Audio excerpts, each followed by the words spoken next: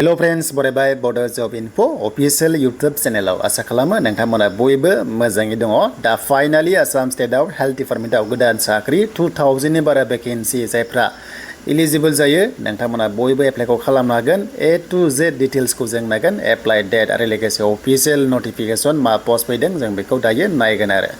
दा सिगांनो खोन्थाखादोंमोन जे हेल्थआव साख्रि फैगासिनो दङ आरो लोगोसे ग्रेड 4 फैथारसिगोन, ग्रेड 3 टेक्निकेल आरो नन टेक्निकेल फैगासिनो दङ। एन्ड बेनिफ्राय एरिया फैसिगोन बारा गोबाव गैला आरो माने जायखिजाया साख्रि 2 लाख साख्रि होना टारगेट लादों आसाम स्टेटआ बिटिसिखौ लाफानानै गासैखौबो लानानै 2 लाख साख्रि जेराव कन्ट्रेक्चुएल रेगुलार गासैबो लानानै 2 लाख साख्रि। दा फैग्रोबाय जों बेखौ दा डिटेल्सखौ नायनोसै। दा जों फैबाय अफिशियेल वेबसाइटआ बे जाबाय NHM नि आन्दाराव फैग्रोबाय मिशन। दा जेराव मिशन बेनिफ्राय रेगुलार साख्रि गासैबो लानानैसो 2 लाख साख्रि होननानै बिथांमोना गभर्नमेन्टआ बुंदों।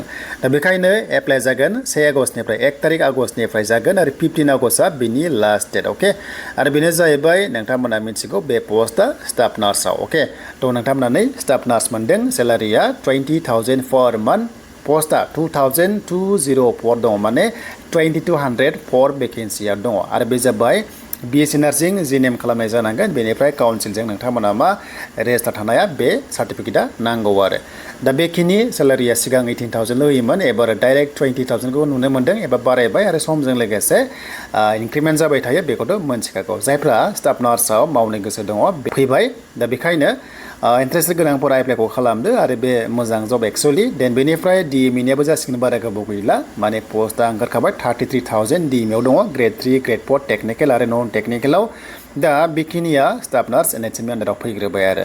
दा बिनि ST SC OBC जेनेरेल गासैबो बे पस्टआव इलिजिबल जानायफोरानो एप्लाइ खालामनो हायो। लोगोसे PWD केन्डिडेट्सफोराबो बे पस्टआव एप्लाइखौ खालामनो हायो।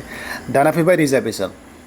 एक्सुवेलि दा मा जागोन जोंनि STP-आव खथायानो गैया। अके अब्लाबो जुदि STP केन्डिडेट्स दङबा नैबे आनरिजार्भआव एप्लाइ खालामनांसिगोन, माने बेयाव साख्रि मोनगोन। पस्टआ 1700 दङ। देन बेनिफ्राय T ट्राइबआ बाहाय एक्सट्रा बिसना 170। दा ST SCआ 80 दङ। बेनिफ्राय SCआ बेखिनि, OBCआ बेखिनि। नाथाय जोंनि बर'फोरा नैबेयावहाय जेनेरेलाव माने आनरिजार्भआव थांनांसिगोन आरो। अके मार्क्सखौहाय बुरजा लानांगोन।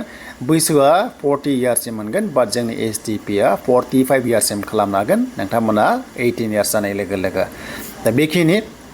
देन बेनिफ्राय बिनि जन वाइसआव जागोन, डिस्ट्रिक्टआ नायदोनै जन वाइस जोंनि हमना ला BTC-आनो बहा गोग्लैगोन होनोब्ला दा नोंथांमोना मिथिगौ नैबावहाय दङ, स' बेखौ नायबानो जाबाय। लवार आसामाव दङ आरो। अके देन बेनिफ्राय आपार आसामाव दङ, देन बेनिफ्राय नर्थ आसामबो दङ आरो। दा आसामखौ नै बेखिनियाव रानदों, Barak valley, central, lower, north Assam and upper Assam बेबायदि टाइपनि राननाय जायो। इन्टारभिउआव बेखौ सोंगोन, गासै मोनबा बाहागोआव माने राननाय जायो। अके देन बेनिफ्राय बावहाय फिस नाङा। सेलेक्सन प्रसेसआ नोंथांमोना अफिसियेल नटिस मोनगोन, नटिफाइ खालामगोन NHM-आ, एबा अनलाइन बायबाबो लायो। थ' बावहाय सेलेक्सन खालामनानै नोंथांमोना साख्रि मोननो हायो आरो। अके दा बेखिनि। एन्ड बेनिफ्राय नेक्स्टआव गोदान साख्रि फैबावगासिनो दङ, बारा गोबाव गैला।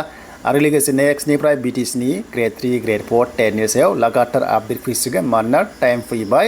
दा गरम बन्द'आ जोब्बायानो जाबाय। दा बेखायनो नेक्स्टनिफ्राय गोदान गोदान साख्रिनि आपडेट जोङो लाबाय थासिगोन। दा बेनो नोंथांमोननि थाखाय लेटेस्ट आपडेट।